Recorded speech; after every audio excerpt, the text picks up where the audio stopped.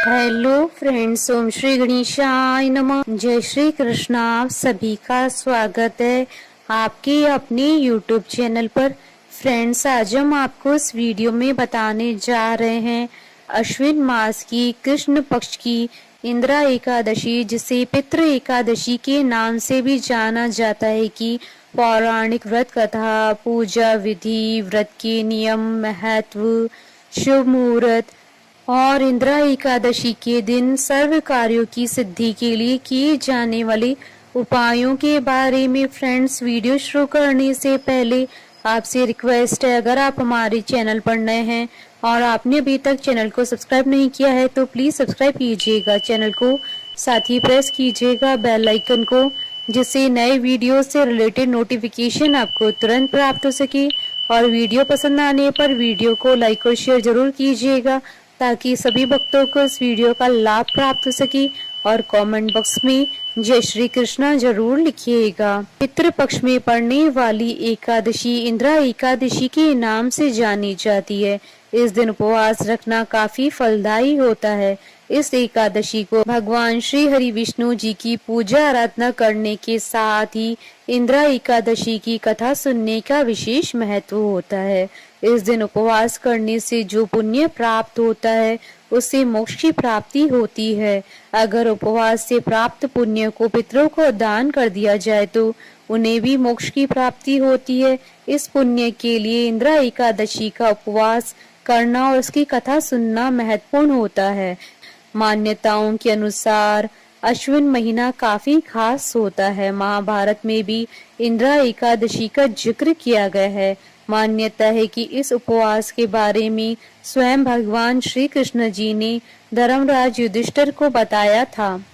Friends, अब आइए जानते हैं इंदिरा एकादशी की पूजन विधि और नियमों के बारे में। पद्म पुराण के अनुसार प्रत्येक एकादशी व्रत की तरह इंदिरा एकादशी के नियम भी दशमी तिथि से आरंभ होकर द्वादशी तिथि को समाप्त होते हैं। एकादशी तिथि के दिन जल्दी उठकर स्नान आदि करके निवृत्त हो जाएं। अब भगवान विष्णु जी की शालिग्राम स्वरूप का ध्यान करें और इंदिरा एकादशी की व्रत एवं पूजा का संकल्प लें। यदि आपके घर में शालिग्राम है तो पूजा के स्थान पर स्थापित करें या फिर भगवान विष्णु जी की तस्वीर को स्थापित करें।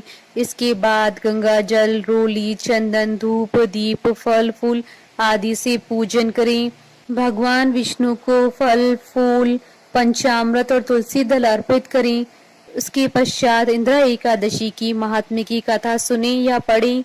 इस दिन विष्णु सहस्त्र नाम का पाठ करना बेहद फलदायी माना जाता है।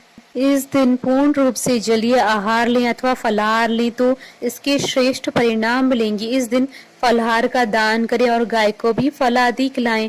अगले दिन प्रातः निर्धन लोगों को भोजन जरूर कराएं, वस्त्र आदि दान करें, फिर स्वयं भोजन करके व्रत का समापन करें। इस दिन मन को ईश्वर में लगाएं, क्रोध न करें और असत्य न बोलें। शास्त्रों में बताया गया है कि जो सात्विक आचरण करते हैं उन्हें पुण्य की प्राप्ति होती है। इस दिन लहसुन, प्याज, बैंगन, मांस, मदिरा, पान, सुपारी और तंबाकू से भी परहेज रखना चाहिए। फ्रेंड्स, अब आइए जानते हैं साल 2024 की इंदिरा एकादशी की शुभ मुहूर्त के बारे में। हिंदू पंचांग के अनुसार साल 2024 में इंदिरा एकादशी का व्रत 28 सितंबर 2024 शनिवार के दिन है। अश्विन कृष्ण एकादशी तिथि प्रारंभ होगी 27 सितंबर 2024 को दोपहर 1:20 पर और अश्विन कृष्ण एकादशी तिथि का समापन होगा 28 सितंबर 2024 को दोपहर 2:49 पर। व्रत पारण का समय रहेगा 29 सितंबर 2024 को सुबह 6:19 से सुबह 8:42 पर। पारण के दिन हरिवासर समाप्ति का समय रहेगा शाम 4:47 पर। इस दिन ब्रह्म मुहूर्त रहेगा 28 सितंबर 2024 को सुबह 4:42 से सुबह 5:30 तक और प्रातः की संध्या का मुहूर्त रहेगा सुबह 5:06 से सुबह 6:18 पर। अभिजीत मुहूर्त रहेगा सुबह 11:53 से दोपहर 12:41 तक। विजय मुहूर्त रहेगा दोपहर 2:17 से दोपहर 3:05 तक और गोधूली मुहूर्त रहेगा शाम 6:16 से शाम 6:40 तक। फ्रेंड्स, अब आइए जानते हैं इंदिरा एकादशी के दिन सर्व कार्यों की सिद्धि के लिए किए जाने वाले उपायों के बारे में। एकादशी के दिन भगवान विष्णु जी की पूजा के दौरान पीले रंग के पुष्प अर्पित करने चाहिए। मान्यता है कि ऐसा करने से मनोकामना पूरी हो जाती है। एकादशी के दिन गाय के घी का दीपक शाम को तुलसी जी के सामने जलाना चाहिए। मान्यता है कि ऐसा करने से घर में सुख शांति बनी रहती है। एकादशी के दिन पीले रंग के वस्त्र, अनाज और फल अर्पित करने चाहिए। बाद में ये सब चीजें गरीबों को दान करनी चाहिए। मान्यता है कि ऐसा करने से भगवान विष्णु जी की कृपा हमेशा आप पर बनी रहती है। मान्यता है कि पीपल के पेड़ में भगवान विष्णु जी का वास होता है। एकादशी के दिन पीपल के पेड़ पर जल अर्पित करने से आर्थिक स्थिति सुधरने के साथ साथ कर्ज से मुक्ति मिलती है। इंदिरा एकादशी पर भगवान विष्णु जी को खीर का भोग लगाना चाहिए। खीर में तुलसी के पत्ते भी डालकर भोग लगाएं। इससे घर में शांति बनी रहती है और परिजनों के बीच भाईचारा बना रहता है।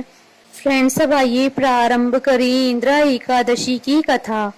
धर्मराज युधिष्ठिर कहने लगे कि हे भगवान, अश्विन कृष्ण एकादशी का क्या नाम है, इसकी विधि तथा फल क्या है, सो आप कृपा कर कर कहिए। भगवान श्री कृष्ण कहने लगे कि इस एकादशी का नाम इंदिरा है। यह एकादशी पापों को नष्ट करने वाली तथा पितरों को अधोगति से मुक्ति देने वाली होती है। हे राजन, ध्यान पूर्वक इसकी कथा सुनो। इसके सुनने मात्र से ही वाजपेयी यज्ञ का फल मिलता है। प्राचीन काल में सतयुग के समय में महिष्मती नाम की एक नगरी में इंद्रसेन नाम का एक प्रतापी राजा धर्म पूर्वक अपनी प्रजा का पालन करते हुए शासन करता था। वह राजा पुत्र, पौत्र और धन आदि से संपन्न और विष्णु जी का परम भक्त था। एक दिन जब राजा सुख पूर्वक अपनी सभा में बैठा था तो आकाश मार्ग से महर्षि नारद उतरकर उनकी सभा में आए। राजा उन्हें देखते ही हाथ जोड़कर खड़े हो गए और विधि पूर्वक आसन व अर्घ्य दिया। सुख से बैठकर मुनि ने राजा से पूछा कि हे राजन, आपके सातों अंग कुशल पूर्वक तो हैं, तुम्हारी बुद्धि धर्म में और तुम्हारा मन विष्णु भक्ति में तो रहता है। देवर्षि नारद की ऐसी बातें सुनकर राजा ने कहा, हे महर्षि, आपकी कृपा से मेरे राज्य में सब कुछ कुशल है तथा मेरे यहाँ यज्ञ आदि कर्म सुकृत हो रहे हैं। आप कृपा करके अपने आगमन का कारण कहिए। तब ऋषि कहने लगे कि हे राजन, आप आश्रय देने वाले मेरे वचनों को सुनो। मैं एक समय ब्रह्मलोक से यमलोक को गया। वहाँ श्रद्धा पूर्वक यमराज से पूजित होकर मैंने धर्मशील और सत्यवान धर्मराज की प्रशंसा की। उसी यमराज की सभा में महान ज्ञानी और धर्मात्मा तुम्हारे पिता को एकादशी का व्रत भंग होने के कारण देखा। उन्होंने संदेशा दिया है, सो मैं तुम्हें कहता हूँ। उन्होंने कहा कि पूर्व जन्म में कोई विघ्न हो जाने के कारण मैं यमराज के निकट रह रहा हूँ। सो हे पुत्र, यदि तुम अश्विन कृष्ण इंदिरा एकादशी का व्रत मेरे निमित्त करो तो मुझे स्वर्ग की प्राप्ति होगी। इतना सुनकर राजा कहने लगा कि हे महर्षि, आप इस व्रत की विधि मुझसे कहिए। नारद जी कहने लगे कि अश्विन मास की कृष्ण पक्ष की दशमी तिथि के दिन प्रातः काल श्रद्धा पूर्वक स्नान आदि से निवृत्त होकर पुनः दोपहर को नदी आदि में जाकर स्नान करें। फिर श्रद्धा भाव से पितरों का श्राद्ध करें और एक बार भोजन करे। प्रातः काल होने पर एकादशी के दिन दांतोन आदि करके स्नान करे। फिर व्रत के नियमों को भक्ति पूर्वक ग्रहण करता हुआ प्रतिज्ञा करे कि मैं आज संपूर्ण भोगों का त्याग कर निराहार एकादशी का व्रत करूंगा। हे अच्युत, हे पुंडरीकाक्ष, मैं आपकी शरण में हूँ, आप मेरी रक्षा कीजिए। इस प्रकार नियम पूर्वक शालिग्राम की मूर्ति के आगे विधि पूर्वक श्राद्ध करके योग्य ब्राह्मणों को फलहार का भोजन कराएं और दक्षिणा दे। पितरों की श्राद्ध से जो कुछ बच जाए उसको सूंघ कर गो को दें तथा धूप दीप गंध पुष्प नेवद आदि सब सामग्री से ऋषिकेश भगवान का पूजन करें। रात में भगवान के निकट जागरण करें। इसके पश्चात द्वादशी के दिन प्रातः काल होने पर भगवान का पूजन करके ब्राह्मणों को भोजन कराएं। भाई बंधुओं, स्त्री और पुत्र सहित आप भी मौन होकर भोजन करिए। नारद जी कहने लगे कि हे राजन, इस विधि से यदि तुम आलस्य रहित होकर इस एकादशी का व्रत करोगे तो तुम्हारे पिता अवश्य ही स्वर्गलोक को जाएंगे। इतना कहकर नारद जी अंतर ध्यान हो गए।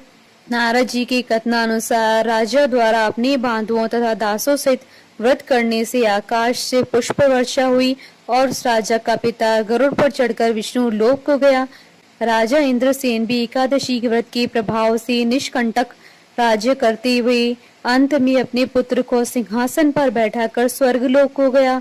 हे युधिष्ठिर, यह इंद्रा एकादशी के व्रत का महात्म मैंने तुमसे कहा। इसके पढ़ने और सुनने से मनुष्य सब पापों से छूट जाते हैं और सब प्रकार के भोगों को भोग कर वैकुंठ को प्राप्त करते हैं। बोलिए भगवान विष्णु जी की जय, सनातन धर्म की जय। हमारे साथ इस वीडियो में अंत तक बने रहने के लिए आपका धन्यवाद। ओम श्री गणेशाय नमः। जय श्री कृष्ण।